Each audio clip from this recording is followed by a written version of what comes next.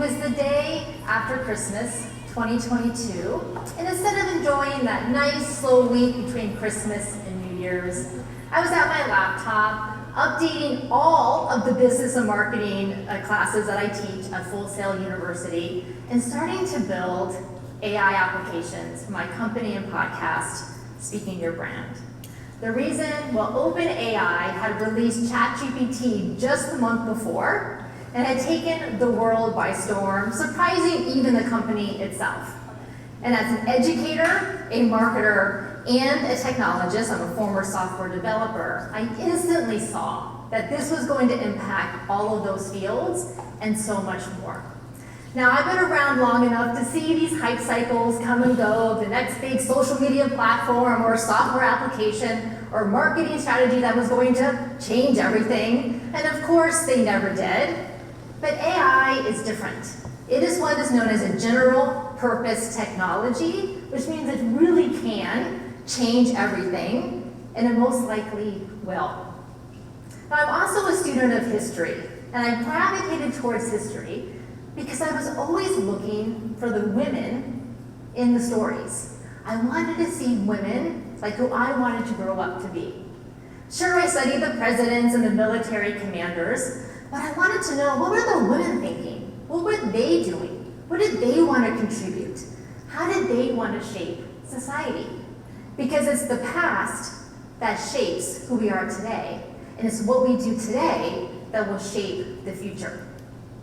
And as I look out at the tech landscape and listen to all the podcasts, and watch the YouTube videos, and see the influencers on LinkedIn, and I look at the CEOs of AI companies and their boards, and I see a lot of men, and not as many women as I would like.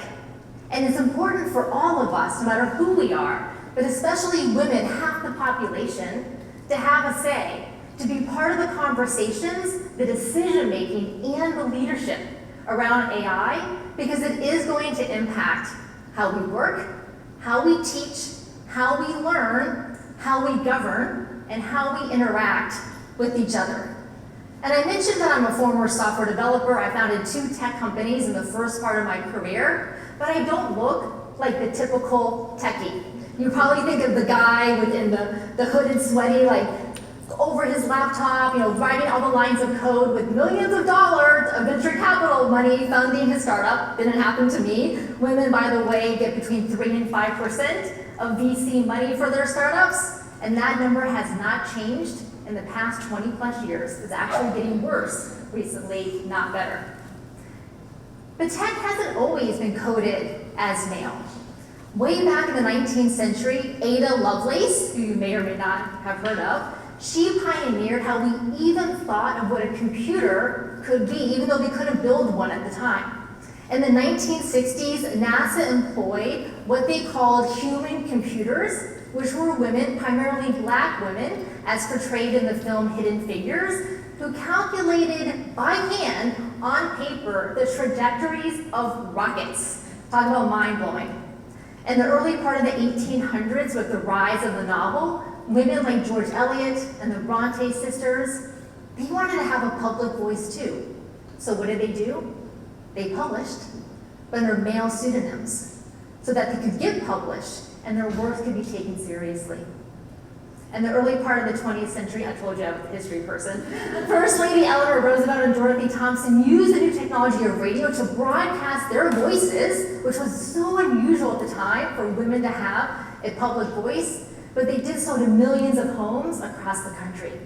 And of course, more recently, millions of women around the world have used the internet, social media, mobile, to build their businesses, their brands, and their careers, much like many of us here today. But again, as I look out at the tech landscape and I want to know where are the women making an impact and how can we amplify each other's voices. Let me give you 2 examples of why what we're doing with AI and understanding what AI is doing to us is so important. Back about a year ago, I asked ChatGPT to give me a list of 5 well-known women entrepreneurs. Sure, I could have searched Google, but ChatGPT is easier. Gives me a nice little summary. Very simple, straightforward request. So it starts writing out. I can see the words as it's coming on the screen. Number 1, Oprah Winfrey. Number 2, Sarah Blankley in Spain. So I'm like, okay, good, bios. Continues. Number 5. I can see the 5 bot. Elon Musk. And then ChatGPT continues. Although Elon Musk is not a woman, he has, et cetera, with his businesses. And I was like, okay, ChatGPT. So thank you for acknowledging that you knew he's not a woman, but why is he on my list when you knew I was asking for women entrepreneurs? So that makes me wonder what is going on in the training data and the reinforcement that is giving this answer. A more recent example, a couple weeks ago, I was co-hosting a writing and speaking retreat.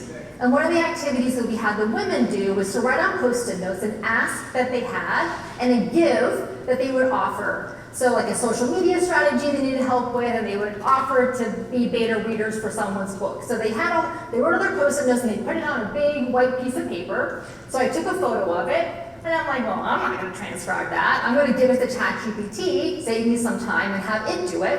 And I gave it very specific instructions. Just transcribe what you see in the Post-it notes. Do not add, do not change what you see. Because, it likes to get creative. I'm like, okay, just transcribe. So put it into the spreadsheet, you went in the loop, I'm looking it over, it looks pretty good. And then one line sticks out to me. It says, find women to interview who change their career path after marriage. And you're like, oh, what's the big deal about that? Well, I knew no one at that retreat was working on a book related to that topic. I'm like, where did this come from? So I go back to the original Post-it notes, and I read what it said. It said, find men, not find women, find men to interview who change their name upon marriage. Not find women to interview who change their career path, find men to interview who change their name. Here's what I think happened. ChatGPT's neural network thought that sentence, find men to interview who change their name, was so unlikely in its neural networks, in its training data, in its prediction engine, that it was like, no way, that's accurate. I'm going to change it to find women to interview who change their career path.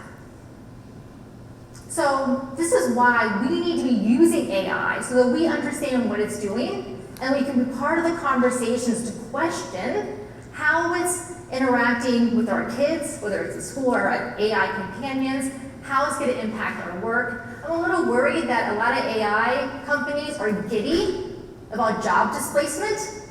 I want AI to help us be more human in the work that we do, not take away our jobs.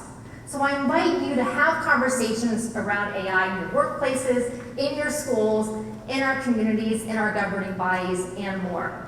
Now this Christmas break, I'm not going to be at my laptop working on things. Instead, I am busily having AI help me to automate much of what I do on the computer in my business, so I can get back to the work that I want to do, which is being human. And I invite you all to do the same. Because when future generations read the history books of this AI era, I want them to find plenty of women in them. Thank you.